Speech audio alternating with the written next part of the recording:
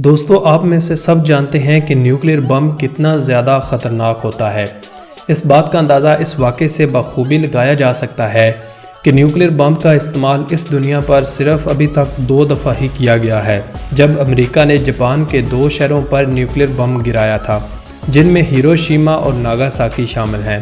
پہلا بم 6 اگست 1947 کو ہیروشیما اور ساتھ ہی دوسرا بم 9 اگست کو ناگاساکی پر گرایا گیا تھا۔ دونوں ہی شہر تقریباً سارے کے سارے جل کر راکھ ہو گئے تھے، جن میں تقریباً 2.5 سے 3 لاکھ لوگ لقمہ اجل بن گئے تھے۔ دوستو اس بات کا اندازہ اس بات سے بھی لگایا جا سکتا ہے کہ 70 سال پہلے بنایا گیا ایٹم بم اگر اتنا نقصان کر سکتا ہے تو آج کے جدید ٹیکنالوجی کے بنائے گئے ایٹم بم کس قدر خطرناک ہو سکتے ہیں۔ پاکستان اور بھارت شروع سے ہی ایک دوسرے کے ساتھ اچھے نہیں رہے۔ پاکستان اور بھارت شروع سے ہی شدید تناؤ کا شکار رہ چکے ہیں، جس کی مین وجہ مسئلہ کشمیر ہے، اور اسی کی وجہ سے پاکستان اور بھارت کے درمیان 65 اور 71 کی بہت بڑی جنگیں ہو چکی ہیں۔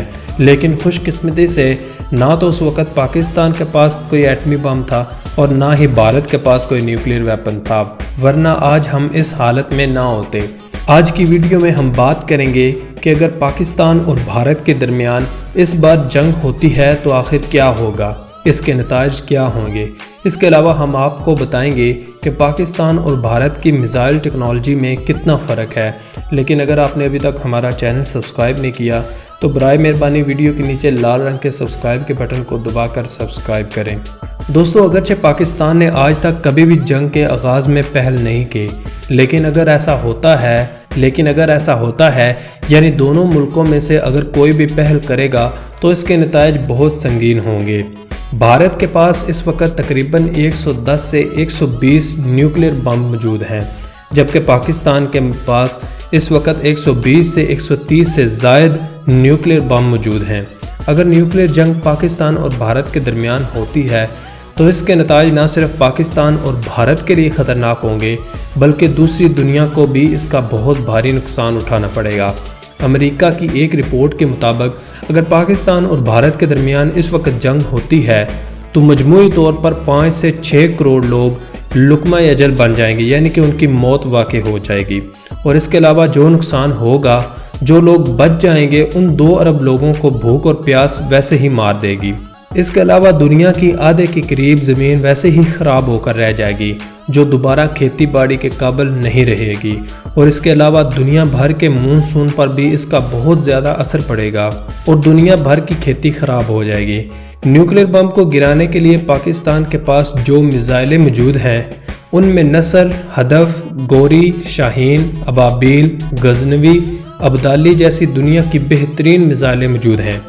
پاکستان کی یہ میزائلیں 60 کلومیٹر سے لے کر 2700 کلومیٹر تک کسی بھی چیز کو نشانہ بنا سکتی ہیں۔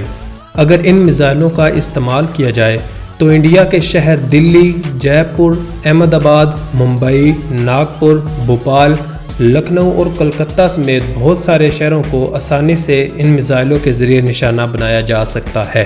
لیکن اگر ہم دوسری طرف بھارت کی بات کریں تو بھارت بھی اس میدان میں پیچھے نہیں ہے۔ بھارت کے پاس اس وقت کم دوری کی پرتھوی میزائلیں موجود ہیں، جن کی مدد سے 150 سے لے کر 600 کلومیٹر تک کسی بھی چیز کو نشانہ بنایا جا سکتا ہے۔ اس کے علاوہ زیادہ دوری کی میزائلیں بھی بھارت کے پاس موجود ہیں، جن کی مدد سے 800 کلومیٹر سے لے کر 3000 کلومیٹر کی دوری تک کسی بھی چیز کو نشانہ بنایا جا سکتا ہے۔ اگر بھارت ان میزائلوں کا استعمال کرتا ہے تو اس سے پاکستان کے شہر سیالکوٹ، لاہور، قصور، حیدرآباد، کراچی، اسلام آباد سمیت کئی دیگر شہروں کو بھی نشانہ بنایا جا سکتا ہے۔ پاکستان کے پاس اس وقت تقریباً 40 لڑاکا طیارے موجود ہیں، جن میں F-16، F-17 اور دیگر تھنڈر طیارے بھی شامل ہیں، جبکہ بھارتی ایئر فورس کے پاس تقریباً 48 سے زائد لڑاکا طیارے موجود ہیں، جن میں جیگوار اور میراج جیسے طیارے بھی شامل ہیں۔ پاکستان کی میزائل ٹیکنالوجی دنیا کی بہترین میزائل ٹیکنالوجی ہے۔ پاکستانی فوج کے پاس اس وقت 86 سے زائد نیوکلیر بم موجود ہیں، جبکہ انڈیا کے پاس اس وقت 56 کے قریب نیوکلیر بم موجود ہیں۔